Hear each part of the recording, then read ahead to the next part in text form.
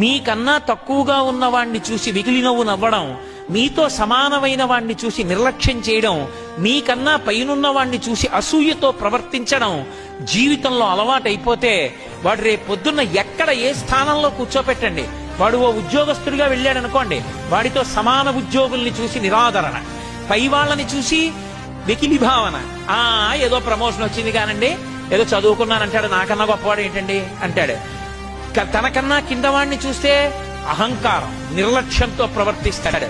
తనకన్నా కింద వాళ్ళు తనని చూసి సంతోషించరు, సమానులు సంతోషించరు, పైవాళ్ళు సంతోషించరు, తన అహంకారానికి తానొక్కడే సంతోషిస్తుంటాడు. అటువంటి వాడికి ఆపదొస్తే కాపాడేవాడు ఎవ్వడూ ఉండడు. అందుకే జీవితంలో సంస్కారమును పొందుట అన్న మాటకు అర్థం ఏమిటి అంటే, తనకన్నా పెద్దలు కనపడితే గౌరవించాలి, తనతో సమానులు కనపడితే ఆదరించాలి, తనకన్నా కింద వాళ్ళు కనపడితే